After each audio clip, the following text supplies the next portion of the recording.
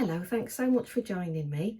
If you're new here, my name's Letitia, but I work under the name of Mrs. Bertimus, and I'm a full-time fine artist, and I've got a little creative business. So thanks for joining us. This time I wanted to share the little snippets of film that I took during my experimental drawing workshop at Hope Elvis. It was about a week and a bit ago, Saturday, I think it was the 17th of May.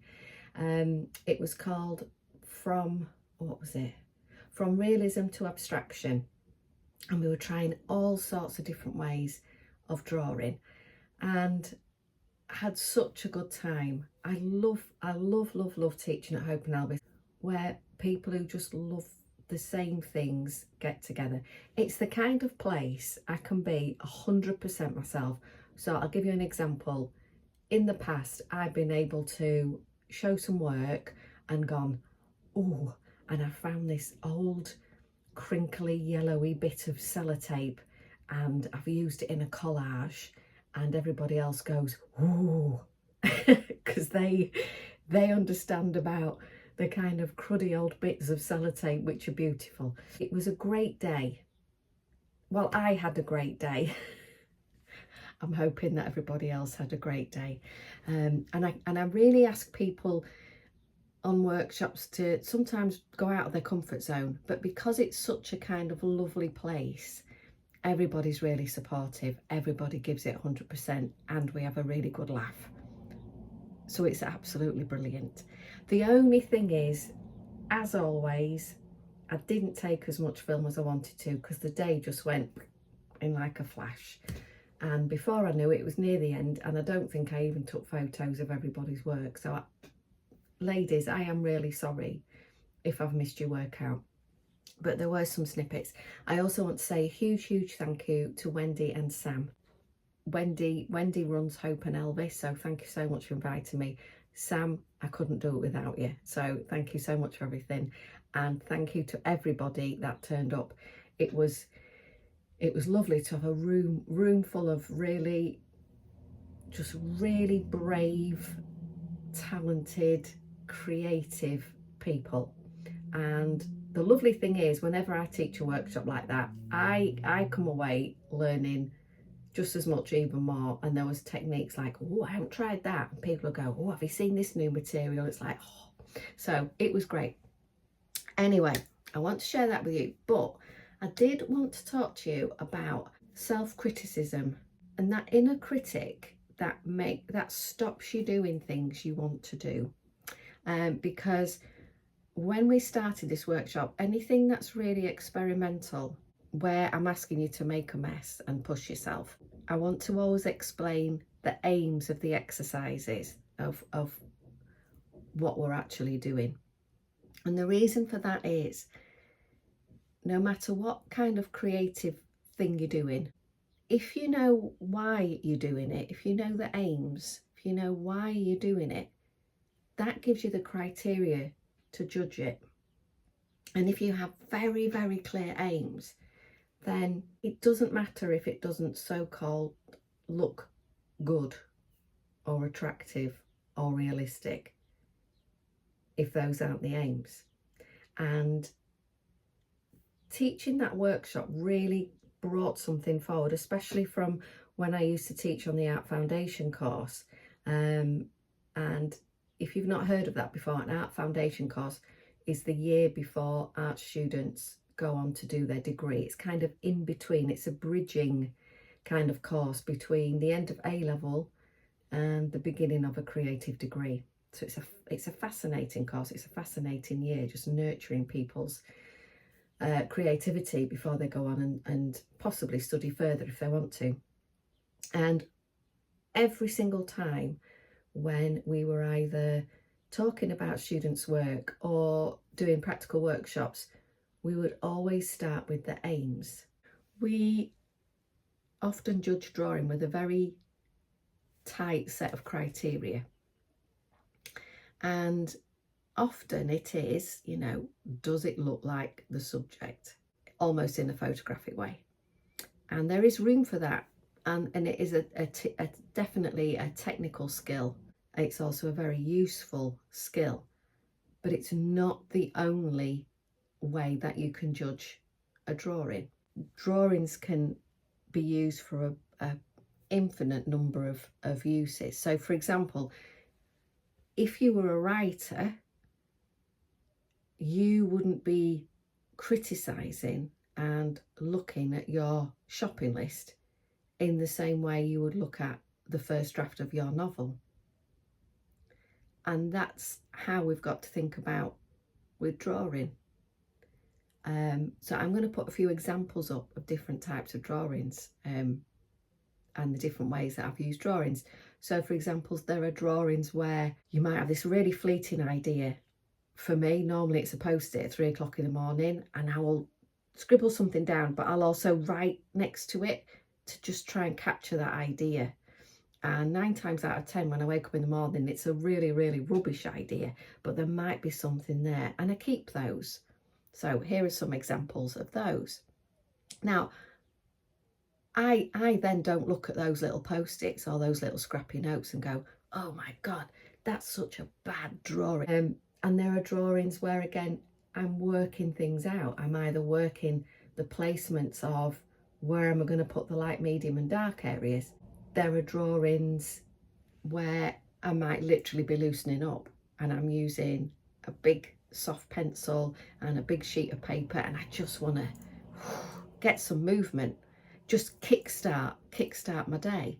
In a long-winded way, I'm trying to explain how the why is far more important than the what.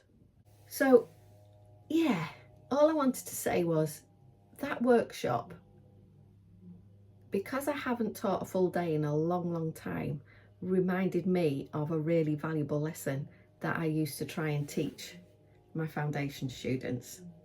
And it's also a really valuable lesson for me, because it's so easy to slip back into the kind of well-trodden path about what is successful in drawing. And sometimes even at the beginning of a day, or you might have an idea that just pops in your head, sometimes in your journal or on your phone or on a scrap bit of paper, just writing down why you're doing something really helps. And maybe just stick that on the wall or just have that on the table. So if you feel that kind of critical voice creeping in, and also, you know, even if you didn't fully achieve your aims that you set out to, that's not a failure. That means you've tried something out. You've got a kernel of something there. It's either giving you a clue for the next step or it's told you what the next step isn't. And so that in itself is a success. So I'm feeling a bit philosophical today, can you tell?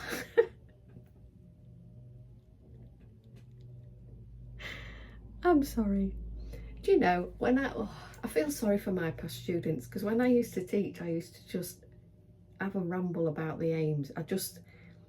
It's just something that is so simple, but can be a real game changer. I know it was a real game changer for me. So anyway, I have talked for far too long. I do apologise. The aim of this vlog was not to waffle. I have not succeeded in that aim. But I hope you enjoy the little snippets from Hope and Elvis, and it was a truly joyous day. So yeah, I'm going now. Bye. I'm sorry, I'll never talk about it again. Bye. Well, apart from my toothbrush, I think I've got everything packed for the workshop, and we have cakes. Not baked by me, baked by my lovely friend in the village, I might add. That is not one of my skills at all. Yeah, we've got skulls and shells, things to draw from. Brought examples and all the exciting materials we're going to use. All the papers I've prepared. That takes ages, by the way. I always forget about that. The cutting and the priming, if you need to prime. Some of them I did. Extra paper in case. That's an old teacher leftover habit, always prepare more than you think you need. Posters with the aims of the day and prompts and things like that. Yeah, so waiting to be picked up. I'm just doing the last bit of housework before I go, so hopefully my house doesn't look like a bomb site when I come back. Yeah, really excited and looking forward to it. Woohoo! So I'm just on the way to Hope and Elvis. I'm going to have a nice brekkie first, and then we're off. And what's really lovely is this morning I don't have to do any setting up because we went down yesterday, so it was lovely. We spent the afternoon taking our time, having a chat with Wendy and getting everything laid out, and it's so nice not having the worry of, oh God, I've remembered everything, will I get everything out in time, and all that business. So I'm going to really enjoy today, really looking forward to it. I know there's some old friends that are going to be there, old Hope and Elvis friends, and some new ones. So yeah, really looking forward to it, and I will take as much film as I can, and hopefully I'll remember to. Anyway, I'm off now. Might treat myself to either a slice of toast and jam or a croissant if I'm feeling fancy. Not sure which one yet. See you soon.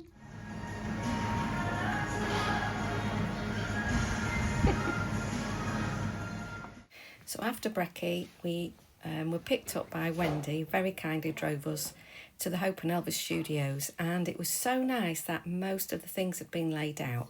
So we just had a few bits and bobs to do, and here's my demo table and examples that I've brought along for people to have a look at. Oh, could I have a kebab stick on my demo table, please? Yeah. Thank you. I've always had 2 breakfasts this morning. Do they need one each? Not yet, it's for this afternoon.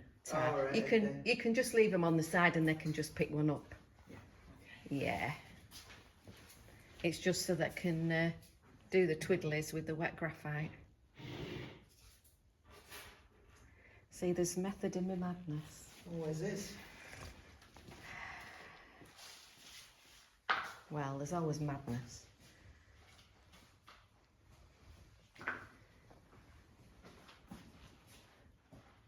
I think I'll keep our kebab stick conversation in the blog.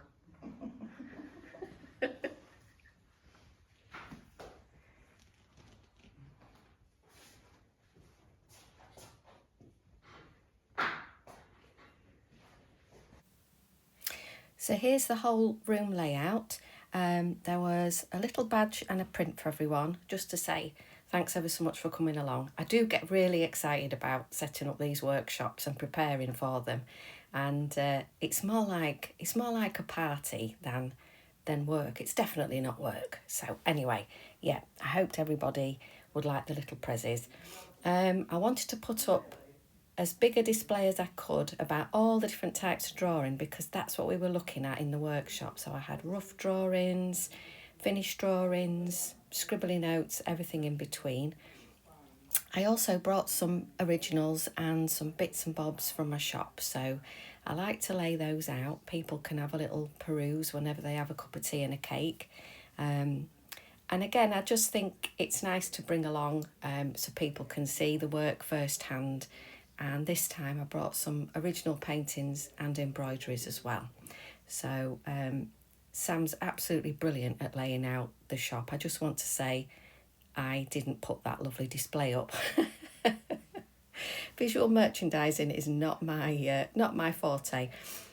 This side of the studio, you can see all the equipment. There's so much equipment and materials available at Hope and Elvis. It just blows my mind, and I am obsessed with those needlepoint cushions.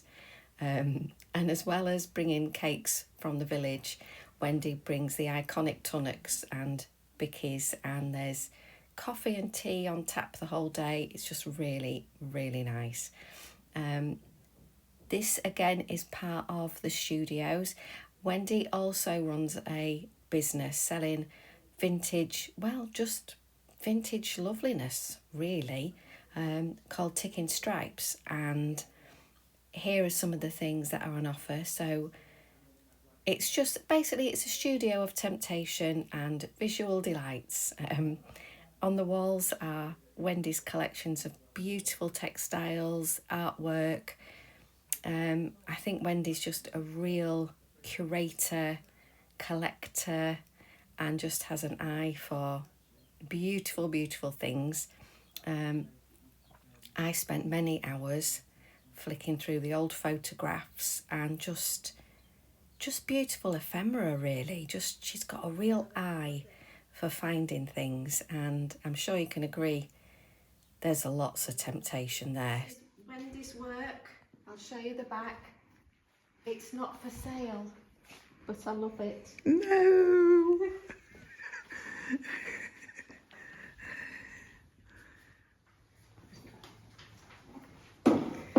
Start and have a look at areas that are really dense, other areas that are more delicate. The dense areas are really nice to paint the white over the top. The white's going to really project and come out, create a sense of 3 dimensions.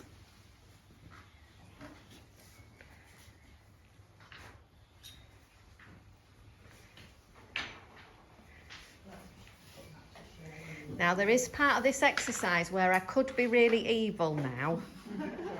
What I do like to say at this stage is, also, if there's a part that you find attractive and you're really pleased with, and the judgmental side of your mind is saying, oh, that's looking nice, maybe you could draw or paint over it.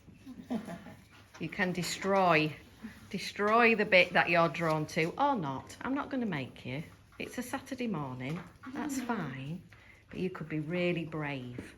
And while you've got some wet paint, you can actually draw into it with the Inktense, which is lovely.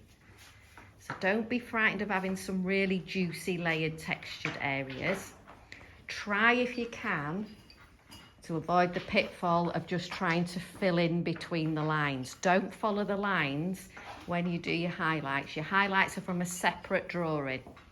Look at a separate bit of the shell and just paint over the top. Because you're all rock and roll and you're not tied to the pretty bits of your drawing. That is superb, well done. That was very brave of me to do that. You were, I could see that. I could see you took a deep breath and just painted over it. Yeah. And look at that. Yeah. Yeah. Beautiful, Mark. Just going to get a few action shots. That's a good action shot.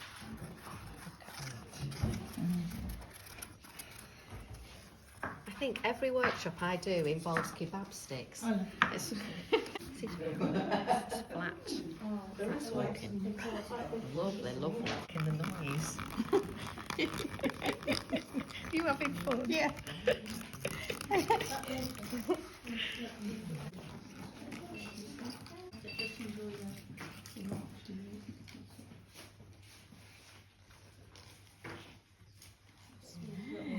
Oh, it's floating. That's beautiful. Yeah. This is invention, Nicola. This is groundbreaking. Actually, I really love that. Look at that. That's how I wash floor. It is, yeah.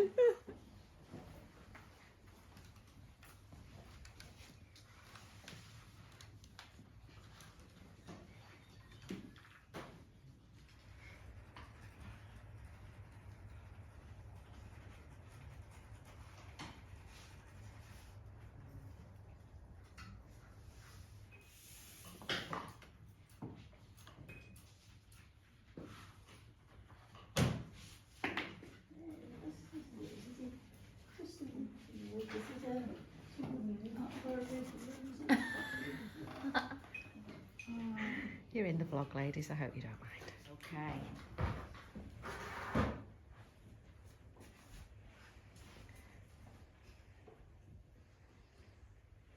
Try and look inside the skull and follow it with your brush.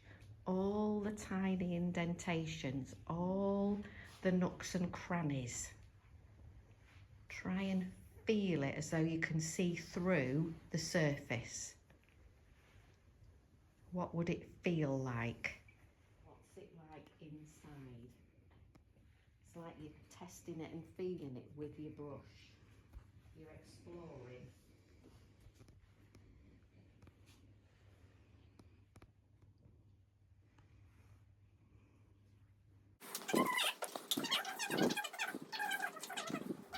Well, these are just the testers and we're fixing them outside in the sun, and they're amazing.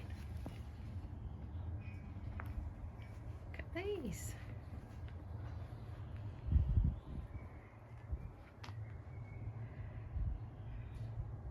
And everybody's inside working on their big extended abstract scrolls now. And this has been such good fun.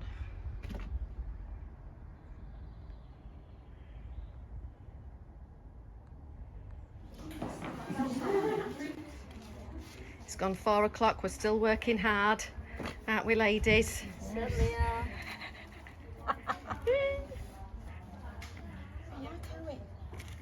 Manipulate it afterwards. Oh, yeah. I love that. That looks amazing. I love that. Sun's come out as well. Oh, Even it's better, just isn't it? perfect. I can give that another layer of fix in a minute when you're ready. Yeah, thank you. That's fab. It looks like a Japanese or Chinese landscape, doesn't it? Yeah, it's got a real oriental kind of quality. I'm loving these books. Oh, Teresa, look at your books. I am about making it double-sided. Oh, that's gorgeous. They just completely change. Some of this, you know, like at first I thought, oh, I'm not sure about that, but when you see them cut up, some of the lines, lovely. Don't mind being on the blog, do you, Teresa? I don't mind being It's on just your an blog. opportunity there, not to be missed. Yeah, it just changes, and it's like with yours, just these 3 beautiful scrolls.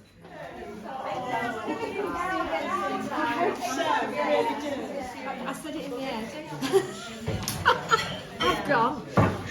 Honestly. I've been that involved. I've gone. Oh, sorry, I've seen a sparrow being a bit weird. Anyway, yeah, sorry, distracted. So it's one of those amazing. Oh, sorry, I'm just checking out this sparrow. Oh, he's okay. That's all right. Carry on. Edit. What was I saying?